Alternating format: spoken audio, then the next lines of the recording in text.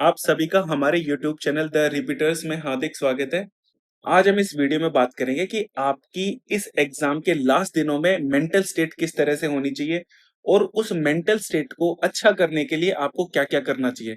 तो आप वीडियो पूरा एंड तक जरूर देखना, क्योंकि जो-जो चीजें मैं यहाँ पर बताऊंगा शायद आपको ना तो किसी बुक में मिलेगी और ना ही कोई टीचर आपको ये सब बता सकता है। ये सब आपको वही बता सकता है जिसने ये सब एक्सपीरियंस करा है और सक्सेसफुली इन सब चीजों से बाहर निकल पाया है। तो वीडियो को एंड तक जरूर देखना, आपको बहुत ज्यादा हेल्प मिलेगी। अब मैं इस वीडियो में ये नहीं बोलूंगा कि मुझे नेगेटिविटी नहीं आती थी, बहुत बार आती थी और ये नेचुरल सी बात थी, क्योंकि मुझे बहुत एक्सपेक्टेशंस रहती थी खुद से कि मैं इस एग्जाम को क्रैक कर सकता हूँ।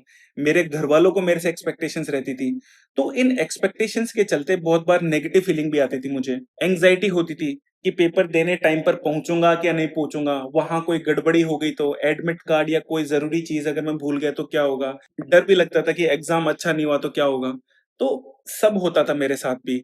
और एग्जाम के एंड दिनों में ऐसी नेगेटिविटी आना, ऐसी एंग्जाइटी आना, ऐसा डर लगना बहुत नॉर्मल है उन लोगों के लिए जो इस एग्जाम को लेकर बहुत ज्यादा सीरियस है। तो आज इस वीडियो में इन्हीं सब चीजों के बारे में चर्चा करेंगे कि मैं इन नेगेटिविटी, एंग्जाइटी और फियर से खुद को कैसे दूर कर पाता था, या मेरा क्या बिलीफ सिस्टम रहता था और मैं उस बिलीफ सिस्टम को कैसे डेवलप कर पाया। तो इसमें सबसे पहली चीज जिस पर आपको फोकस करना है वो ये है कि आपको जितनी नॉलेज लेनी थी वो आपने ले ली, जितना आपको सीखना था वो आपने सीख लिया। अब आपको उन सब चीजों पर ज्यादा फोकस करना है जो नॉलेज के अलावा इस एग्जाम के लिए बहुत इंपॉर्टेंट है, और जिसमें पहले आता है आपका माइंडसेट। पहले मैं मेरी बात बता देता हूँ कि मेरा क्या बिलीफ सिस्टम रहा है। तो मैंने इस एग्जाम को टोटल 5 बार दिया है, जिसमें शुरुआत के 2 अटेम्प्ट में फेल हुआ हूँ और उसके बाद में मैंने 3 बार इस एग्जाम को लगातार क्रैक करा है। अब यहाँ पर इंपॉर्टेंट ये नहीं है कि मैंने इस एग्जाम को लगातार 3 बार क्रैक करा।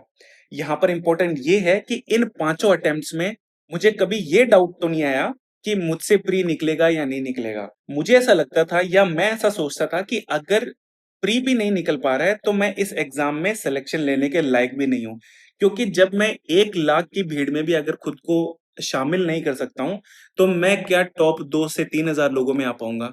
बट अगेन, इस बार चीजें थोड़ी अलग है, नया पैटर्न है, लेंदी पेपर आ रहा है, इस बार डर का माहौल भी थोड़ा ज्यादा है।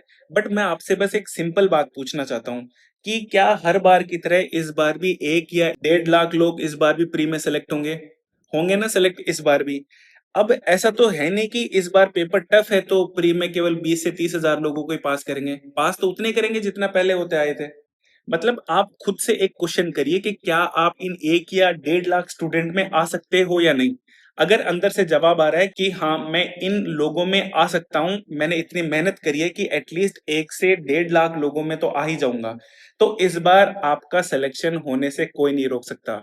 बस पैटर्न चेंज होने की वजह से आपको पेपर देने के तरीकों में थोड़ा चेंजेस करना है, जिसको मैं आगे बताऊंगा अभी वीडियो के अंदर। लेकिन आपका माइंडसेट यही रहना चाहिए कि पेपर कैसा भी हो, सेलेक्ट तो इतने ही होंगे ना, 1.5 लाख लोग या 1 लाख लोग सेलेक्ट तो इतने ही होंगे। तो आप इतने लोगों में तो आ ही सकते हो, आपने इतनी मेहनत तो करी है, तो ये आपका माइंडसेट होना चाहिए। इसके अलावा मुझे कभी इस बात से फर्क नहीं पड़ा कि एग्जाम पोस्टपोन हो गया, एग्जाम जल्दी हो रहा है, वैकेंसीज कितनी है, पेपर टफ आ रहा है, पेपर आसान आ रहा है। मतलब मेरा ये माइंडसेट रहता था कि अगर वैकेंसीज कम आ रही है तो मुझे कौन से 500 से 1000 सीटें चाहिए, मुझे तो केवल एक सीट चाहिए ना। अब चाहे उसके लिए चाहे वैकेंसी 10,000 हो या चाहे 20,000, उससे कोई फर्क नहीं पड़ता है। हाँ, एक फायदा होता है जब वैकेंसी ज्यादा होती है, वो फायदा ये होता है कि आपको आपकी मनपसंद पोस्ट मिल सकती है, फिर मनपसंद आपकी जगह मिल सकती है, बस इतना सा फायदा होता है। और इसके अलावा मुझे ज्यादा फायदा कुछ नजर आता नहीं है, क्योंकि मुझे ऐसा रहता था कि पहले सिलेक्शन लो, और सिलेक्शन लेने के लिए एक सीट काफी है। अगर पेपर टफ आ रहा है या आसान आ रहा है तो इस बात से भी मुझे कभी कुछ कोई फर्क नहीं पड़ा, क्योंकि मुझे ये था कि पेपर अगर टफ आ रहा है, पेपर आसान आ रहा है, तो सबके लिए सेम ही आ रहा है। मतलब सबके लिए जो लेवल प्लेइंग फील्ड है वो सबके लिए समान है। तो मुझे इस चीज को लेकर सोचना इतना क्यों। बस मुझे अपनी प्रिपरेशन पे भरोसा रहता था कि मैं ये कर लूंगा। हाँ, आसान पेपर आता है तब जरूर सिलेक्शन थोड़ा टफ हो जाता है, क्योंकि इसमें कंपटीशन थोड़ा ज्यादा हो जाता है। कंपटीशन ज्यादा क्यों हो जाता है कि इसमें जो जिनकी कम तैयारियां होती हैं वो भी कंपटीशन में आ जाते हैं, क्योंकि पेपर आसान है, पेपर का लेवल इतना ज्यादा है नहीं, तो जिनकी कम तैयारियां हैं उनके भी मार्क्स आने लग जाते हैं, जैसे कि सीजीएल 2024 में हुआ था। आपने बहुत बार देखा होगा कि 6 महीने वाले भी सेलेक्ट हो गए, 4 महीने वाले भी सेलेक्ट हो गए। मैं गारंटी दे रहा हूं 2025 में अगर जिस तरह का पेपर अब तक आया है, जैसे फेज 13 में जो पेपर आया, अगर वैसा ही पेपर प्री और मेंस में आएगा तो आपको ये लोग देखने को बिल्कुल भी नहीं मिलेंगे। क्यों? क्योंकि टफ पेपर में उन्हीं लोगों का सिलेक्शन होता है जिनकी तैयारियां अच्छी होती हैं, जिन्होंने मेहनत करी होती है। तो आपको खुद को पॉजिटिव रखना है और खुद को बोलते रहना है कि पेपर इस बार आपके अकॉर्डिंग ही आ रहा है। क्यों? क्योंकि आपने मेहनत करी है और इस बार मेहनत करने वालों को ही सिलेक्शन होगा, इस चीज की गारंटी है। अब देखो, ऐसा सोचने से होगा क्या?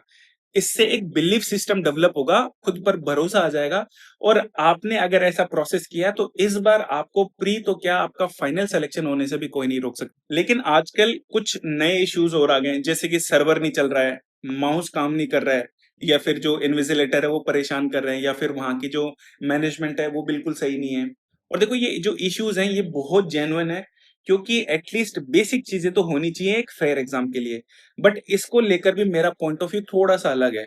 मतलब मुझे ऐसा लगता है, या फिर मैं ऐसा सोचता हूँ कि अगर इन सबको सुधारने के लिए अगर मैं कुछ कर सकता हूँ, मतलब मेरे कुछ करने से अगर ये सारी चीजें सुधर सकती हैं, तो मेरा सबसे पहला फोकस इन्हीं चीजों को सुधारने में लगेगा। लेकिन अगर मैं इन सब चीजों को सुधारने के लिए कुछ नहीं कर सकता, या फिर मेरे एफर्ट इन सब चीजों को नहीं सुधार सकते हैं, तो मैं इस पर बिल्कुल भी ध्यान नहीं दूंगा। मेरा ये रहेगा कि जब एग्जाम आएगी तब इन सब चीजों को देखूंगा मैं, तब तक मैं इन सब चीजों से बिल्कुल भी परेशान नहीं होऊंगा। और क्या पता आपको इस बार ऐसी चीजें देखने को नहीं मिले, हो सकता है कि अब तक जो एसएससी ने टाइम मांगा है उसमें उन्होंने चीजें सुधार ली हों, और सीजीएल में ऐसा चीजें देखने को ना मिली जो आपको फेज 13 में या स्टेनो में देखने को मिली हो। और अगर नहीं भी सुधरती है तो सुप्रीम कोर्ट में केस अभी फाइल हो चुका है, वहां से रिफॉर्म डेफिनेटली कुछ न कुछ तो आएंगे। क्योंकि अभी क्या है, अभी है प्रीलिम्स, और ये कैसा है, क्वालिफाइंग इन नेचर है। तो अगर प्री एग्जाम में आपको इन सर्वर का, माउस का या फिर मैनेजमेंट का कोई इश्यू सामना करना पड़े, और इसके चलते अगर आपकी 1 से 2 मिनट या फिर इससे ज्यादा मिनट आपकी खराब होती है, तो आप उसके लिए अभी से सोचना बंद करिए। जब एग्जाम होगा तब अगर ऐसा कुछ होता है तो उसके लिए एक मैं अलग से वीडियो बनाऊंगा कि अगर आपके साथ में कुछ मैनेजमेंट की तरफ से अगर आपका टाइम खराब होता है, सर्वर खराब होता है, किसी इंडिविजुअल की बात कर रहा हूं, अगर पूरे सेंटर में अगर सर्वर खराब है तो उसके लिए एसएससी री एग्जाम कंडक्ट करवाता है। लेकिन अगर आप किसी इंडिविजुअल के साथ ऐसा होता है तो आप उसके लिए क्या लीगली चीजें कर सकते हैं, उसका मैं एक अलग से वीडियो बनाऊंगा जो 2 या 3 दिन में आपको मिल जाएगा। तो वो सब चीजें आप कर सकते हैं। लेकिन तब तक आपको इन सब चीजों के बारे में सोचकर अपना टाइम खराब करने की बिल्कुल भी जरूरत नहीं है। कुछ लोग ये भी बोलते हैं कि भैया सीट बिक रही है, फेयर सिस्टम नहीं है, क्या करें, ऐसा एग्जाम देने का क्या मतलब। तो मैं आपको बता दूं कि सीट प्री में नहीं बिकेगी। प्री में पैसे कोई नहीं देता है। और जो लोग स्टेनो की बात कर रहे हैं कि स्टेनो में चीटिंग हुई है, तो स्टेनो में केवल एक ही पेपर लगता है, वहां पर चीटिंग के जो चांसेस हैं वो ज्यादा होते हैं, क्योंकि एक ही पेपर लगता है और उसी से कट ऑफ निकलती है और उसी से फाइनल सिलेक्शन होता है। लेकिन सीजीएल में क्या होता है, सीजीएल में पहले प्री लगता है कि जो कि क्वालिफाइंग नेचर का होता है, और उसके बाद में मेंस लगता है। तो इस बात की तो गारंटी है कि इस क्वालिफाइंग नेचर के लिए कोई भी पैसे नहीं देगा, कोई भी सीट नहीं बिकेगी। तो आप इस चीज के लिए तो आप निश्चिंत रहिए। हाँ, मेंस में हो सकता है कि सीटें बिके, डेफिनेटली ऐसा कुछ हो सकता है, लेकिन हमको उस पर फोकस नहीं करना है, अभी हमको प्री पर फोकस करना है। और मेंस के लिए भी जैसे मैंने बताया कि कोर्ट में जो केस अभी चल रहा है उसको लेकर रिफॉर्म्स डेफिनेटली आएंगे, और जहां तक उम्मीद है ये सारी चीजें वहां पर नहीं होंगी। और अगर होती भी हैं तो उसको बाद में देखेंगे। अभी हमारा मेन फोकस क्या होना चाहिए, प्रीलिम्स होना चाहिए, उसके लिए कोई भी सीट नहीं बिकेगी, ये चीज की गारंटी है। और अगर 1000-2000 सीटें बिक भी रही हैं, तो मुझे नहीं लगता कि अगर 1.5 लाख में या फिर 1 लाख में अगर 1000 सीटें अगर जा भी रही है तो उससे कोई इतना कुछ ज्यादा फर्क पड़ रहा है। क्योंकि देखो, ये जो बिकने वाली चीजें है ना, ये हमेशा से होती हैं, टीसीएस में भी चीजें होती थी और आगे भी होती रहेंगी, क्योंकि ऑनलाइन सिस्टम में लूप होल निकालना बहुत आसान है। और आटे में नमक जितनी चीजें तो हमेशा होती हैं। ये आप इन सब चीजों के लिए परेशान मत होइए, आपको बस ये फोकस करना है कि मैं इस एग्जाम में किस तरह से अच्छा परफॉर्म कर सकता हूँ। अब आप लोगों में कुछ लोग बोल सकते हैं कि भैया ये थोड़ी सही है, फेयर एग्जाम तो होना ही चाहिए। भैया मैं आपकी बात से बिल्कुल एग्री करता हूँ कि फेयर एग्जाम होना चाहिए, लेकिन हम उसमें कुछ नहीं कर सकते हैं। हम बस इतना कर सकते हैं कि हम हमारी खुद की हेल्प कर सकते हैं। और खुद की हेल्प कैसे करनी है, खुद पर फोकस करके कि मैं इस एग्जाम में कैसा अच्छा कर सकता हूँ, वो आपको हेल्प करेगा। ये जो थिंकिंग है कि यार ये एग्जाम फेयर नहीं है, वो नहीं है, ये हो रहा है, सीटें बिक रही है, ये आपको बिल्कुल भी हेल्प नहीं करेगी। इसीलिए मैं आपको कह रहा हूँ कि इन सब चीजों के बारे में सोचना बंद करिए, सीटें नहीं बिकेंगी प्रीलिम्स में। अब देखो, ऐसे माइंडसेट से फायदा क्या होता है, मतलब जब आप इस तरह का माइंडसेट रखते हैं जैसा भी मैंने आपको बताया, तो उसका फायदा क्या क्या होता है। तो अगर आप ऐसा सोचते हैं तो आपके अंदर कामनेस आती है, क्योंकि आपको जब खुद पर भरोसा है कि आप इस एग्जाम को निकाल लेंगे तो फालतू की नेगेटिविटी आपको नहीं आती है, मन बिल्कुल शांत रहता है और आपको पॉजिटिविटी आती है। और इस पॉजिटिविटी से आप कॉन्फिडेंट फील करेंगे, आपका मूड अच्छा रहेगा, आप अच्छे से पढ़ पाएंगे, अच्छे से सारी चीजें कर पाएंगे। इवन एग्जाम में भी आप बहुत कॉन्फिडेंट होकर जाएंगे और अच्छा नहीं, बहुत ही अच्छा परफॉर्म करके आएंगे। तो मेरा बस इतना सा कहना है कि अगर इस तरह से अगर आप सोचते हैं तो आपका फायदा ही होता है, आपको कोई नुकसान नहीं है इस चीज के अंदर। तो अगर आपको इस एग्जाम में इस तरह से सोचने से अगर कुछ हेल्प मिलती है तो आप वो चीज क्यों नहीं करते हो। मैं भी मानता हूं कि ऐसा सोच पाना बहुत ज्यादा डिफिकल्ट है, लेकिन इसी को तो कंपटीशन बोलते हैं, जो ये कर पाएगा उसी का सिलेक्शन होगा। और जब आपने मैथ्स कर लिया, इंग्लिश कर लिया, जीएस कर लिया, रीजनिंग कर लिया, इतने सारे सब्जेक्ट जब आपने तैयार कर लिए तो ये तो करना बहुत ही आसान है। इसमें करना भी कुछ नहीं होता है, बस खुद को बोलते रहना है कि तुम ये कर सकते हो, तुम ये कर सकते हो, और इसी से सेल्फ बिलीफ डेवलप होगा। अगर मैं खुद से एक क्वेश्चन पूछूं कि एक चीज को सिंगल आउट करके बताओ जिसका इस एग्जाम को क्रैक करने में बहुत बड़ा रोल रहा है, वो है मेरा सेल्फ बिलीफ। इस सेल्फ बिलीफ ने मेरे पूरे 5 साल की सीजीएल की जर्नी को बहुत आसान बना दिया। हर फेल्ड अटेम्प्ट के बाद में, हर डिसअपॉइंटिंग मॉक के बाद, हर नेगेटिविटी के बाद, हर एंजाइटी के बाद, हर फियर के बाद में, अगर जिस चीज ने मुझे ट्रैक पर वापस लेकर आया वो था मेरा सेल्फ बिलीफ। मुझे खुद पर विश्वास था कि मैं इस एग्जाम को क्रैक कर सकता हूं। अगर मैं नहीं कर सकता तो इस एग्जाम को कोई भी क्रैक नहीं कर सकता। इस तरह का बिलीफ सिस्टम मेरे अंदर रहा है हमेशा। मैं आपको सच बताऊं, मेरे लिटरली कभी फुल मार्क्स में कभी भी अच्छे मार्क्स नहीं आए, बिल्कुल एवरेज मार्क्स आए। बहुत बार ऐसा होता था कि मेरे साथ वालों को जब मैं देखता था उनके मेरे से अच्छे मार्क्स आते थे। उनको देखकर अगर मैं खुद को कंपेयर करता तो कभी कभी इस प्रोसेस में बहुत लो भी फील करता था मैं। कभी कभी ऐसी गलतियां कर देता था मॉक के अंदर जिनको देखकर नेगेटिविटी सी आती थी कि एग्जाम में अगर ऐसी गलतियां होगी तो मैं क्या करूंगा। घर वालों की एक्सपेक्टेशंस बहुत बार मुझे लो फील करवाती थी कि अगर मेरा सिलेक्शन नहीं हो पाया तो मैं उनको क्या जवाब दूंगा। तो इन सब चीजों से जिसने मुझे बाहर निकाला और ट्रैक पर लेकर आया वो था मेरा खुद पर बिलीफ। हर बार जब भी मैंने लो फील करा मैं खुद को बोलता था कि मैं ये कर सकता हूँ। और जब आप खुद को ये बोलते हैं ना तो आपके अंदर एक अलग कॉन्फिडेंस आता है। इसीलिए मैं आपको कह रहा हूं कि आपको आने वाले दिनों में इसी तरह का माइंडसेट रखना है। फालतू की नेगेटिविटी बिल्कुल भी नहीं आसपास रहनी है। ना ये सोचना है कि मेरे मार्क्स कम आ रहे हैं, ना किसी को दूसरों से कंपेयर करना है कि उसके ज्यादा मार्क्स आ रहे हैं। तो बताए इन सब चीजों से खुद लो फील करोगे, खुद का टाइम खराब होगा, उससे उससे ज्यादा कुछ भी नहीं होगा। अब इन सब चीजों के अलावा कुछ और भी चीजें जिन पर आपको थोड़ा फोकस करना है और वो है विजुअलाइजेशन।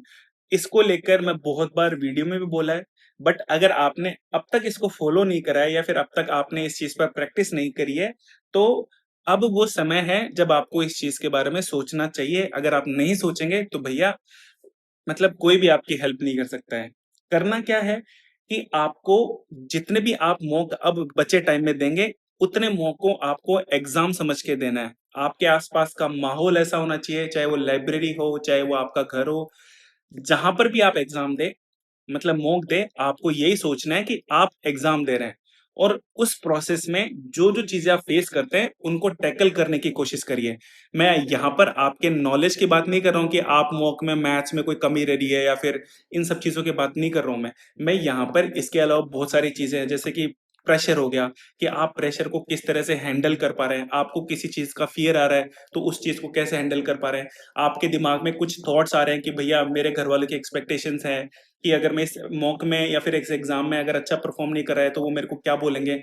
इन सब चीजों के बारे में आपको सोचना है और आप उन प्रॉब्लम्स को किस तरह से टैकल कर सकते हैं उन सब के बारे में आपको यहाँ पर सोचना है इन बचे दिनों के अंदर। बस आपको एक चीज करनी है कि मॉक जब आप दे रहे हैं तो आपको मार्क्स को लेकर बिल्कुल भी नहीं सोचना है। अगर आप मार्क्स को देखेंगे तो मैं गारंटी दे रहा हूं कि आप बिल्कुल नेगेटिव फील करने शुरू कर देंगे, क्योंकि जरूरी नहीं है कि आपके हर बार अच्छे मार्क्स आए, हो सकता है कि आपके मार्क्स कम भी आ जाएं। तो नेगेटिविटी वाली चीजें करनी ही नहीं है। अब आपको बस पॉजिटिव फील करना है। और पॉजिटिव फील तभी करेंगे जब आप मॉक्स देते हैं तो आप अगर मार्क्स ओरिएंटेड नहीं होकर अगर आप जब आप मॉक देंगे तो आपको कभी भी नेगेटिविटी नहीं आएगी। अभी आपको नॉलेज को लेकर कुछ भी नहीं करना है, आपको बस ये करना है कि आप इस एग्जाम में इन सब चीजों को किस तरह से हैंडल कर पा रहे हैं। और इसके अलावा एक और चीज जो आपको सीखनी है वो है स्किपिंग। मतलब पेपर में आप किस तरह से स्किप कर रहे हैं, वो चीज़ आपको सीखनी है, क्योंकि अगर इस एग्ज़ाम में, मैं प्री की बात कर रहा हूँ, अगर प्री में अगर आपको कुछ सिलेक्शन दिला सकती है, मतलब इन माइंडसेट के इनके अलावा अगर कुछ और आपको जो हेल्प कर सकती है, वो है स्किपिंग। आपकी नॉलेज से ज़्यादा आपको ये पता होना चाहिए कि कौन से क्वेश्चन छोड़ने हैं। इसीलिए ये जो स्किपिंग है, ये सबसे इम्पोर्टेंट है। अगर आपने अभी तक नहीं सीखा है या फिर अभी तक आप स्किपिंग को अच्छे से नहीं कर पाते हैं, तो प्लीज़ प्रैक्टिस करिए। प्रैक्टिस करिए और देखिए कि आपके लिए क्या करने वाले क्वेश्चन्स हैं और क्या छोड़ने वाले क्वेश्चन्स हैं। वो आपको इस एग्ज़ाम में हेल्प करेंगे। अब हम बात करते हैं इस वीडियो की लास्ट लेकिन सबसे इम्पोर्टेंट चीज़, वो है एस्केपिंग टेंडेंसी। मतलब लोगों की पलायन प्रवृत्ति होती है। अब ये चीज़ मुझे कब रियलाइज़ हुई, तो जब सेकंड अटेम्प्ट मैंने दिया, उसके मेंस का पेपर था और उस मेंस के पेपर में कुछ दिन ही बचे थे। तो मुझे कॉन्फिडेंस नहीं आ रहा था, ना ही मेरा पढ़ने का मन होता था, कि मेरे दिमाग में ऐसा आता था कि इस एग्ज़ाम की तैयारी अच्छे से मैं कर भी नहीं पा रहा हूँ और अब से 3 महीने बाद में कोई एग्ज़ाम है, उसकी तैयारी मैं अच्छे से कर भी सकता हूँ। तो मैं इसको छोड़ देता हूँ इस एग्ज़ाम को और इस एग्ज़ाम की तैयारी करने लग जाता हूँ। इस एग्ज़ाम में मेरे पास सफिशिएंट टाइम है, मैं अच्छे से प्रिपेयर कर लूँगा। तब मेरी दीदी ने मुझे समझाया कि ऐसे क्रंच मोमेंट पर अगर तू एस्केप करेगा तो कभी किसी एग्जाम को नहीं निकाल पाएगा। डेफिनेट सी बात है कि 3 महीने बाद में तेरी तैयारी तो कंप्लीट नहीं होगी, क्योंकि तैयारी कभी कंप्लीट नहीं होती है, ना कॉन्फिडेंस आ पाता है। तो इस एग्जाम में भी जब तू एंड में जब जाएगा तो फिर से तेरे को दिमाग में आएगा कि यार इस एग्जाम की नहीं, मैं इस एग्जाम की तैयारी कर लेता हूँ। तो ये जो एस्केपिंग टेंडेंसी है, इसको जब तक नहीं छोड़ेगा तब तक तेरा किसी भी एग्जाम में सिलेक्शन नहीं हो पाएगा। क्योंकि सबसे इंपॉर्टेंट अगर किसी एग्जाम में होते हैं तो वो लास्ट के डेज होते हैं, वो बहुत क्रंच मोमेंट होते हैं। वो ऐसे डेज होते हैं जो आपका करियर बना सकते हैं या फिर उसको बिगाड़ सकते हैं। इसीलिए अगर आपके दिमाग में ऐसे कुछ ख्याल आ रहे हैं तो उनको अभी त्याग दीजिए, क्योंकि अगर क्रंच मोमेंट में आप टूट गए तो आप किसी भी कंपटीशन को फाइट नहीं कर सकते हैं। इस चीज को मैं लिख के दे सकता हूँ आपको। और एक और चीज जो मैं बताना भूल गया अभी, वो ये कि पेपर का जो लेवल है वो टफ आएगा कि नहीं आएगा ये नहीं पता, लेकिन पेपर लेंथी जरूर आएगा, इस चीज की गारंटी है। और पेपर ऐसा आएगा कि आपको वो 1 घंटे में नहीं होगा। अगर आप नॉर्मल कोई बच्चा करता है तो उसको 1.5 घंटा तो चाहिए उस पेपर को सॉल्व करने के लिए। मतलब अगर आपको 1.5 घंटे का पेपर 1 घंटे में करना है तो आपको कुछ क्वेश्चन तो छोड़ने पड़ेंगे, आप पूरा पेपर को अटेम्प्ट नहीं कर सकते हैं। अगर आपने सोचा कि मैं इस पूरे पेपर को अटेम्प्ट कर लूंगा और वन गो में कर लिया, तो भैया आपका वो एग्जाम बिगड़ने वाला है, बिल्कुल डिजास्टर होने वाला है। तो ऐसी गलतियां बिल्कुल भी नहीं करनी है। आपको पेपर को 2 राउंड में करना है। पहले राउंड में केवल उन्हीं क्वेश्चंस को करना है जो आपके फेमिलियर है, और सेकंड राउंड में जो बच जाते हैं उन्हीं क्वेश्चंस को करना है। इसीलिए पहले राउंड में आपको करना क्या है, आपको करनी है स्किपिंग। और ये आपको बहुत ज्यादा सीखनी है। अगर आप ये नहीं सीखेंगे तो भैया गड़बड़ हो सकती है इस पेपर के अंदर। मैं फिर कह रहा हूं कि कॉम्पिटिटिव एग्जाम में आपकी नॉलेज ही चेक नहीं होती है, आप उस पेपर को किस तरह से अटेम्प्ट करते हैं, क्या आपकी स्ट्रेटजीज रहती हैं, आप एग्जाम में प्रेशर को हैंडल कर पाते हैं कि नहीं कर पाते हैं, आप अदर चीजों को भी वहां पर हैंडल कर पाते हैं कि नहीं कर पाते, उन सब चीजों को देखता है ये कॉम्पिटिटिव एग्जाम। अगर आपने इन सब को पास कर लिया तो आप इस एग्जाम में सेलेक्ट हो जाएंगे, इस चीज की गारंटी है। मुझे बस इस वीडियो में यही कहना था। धन्यवाद।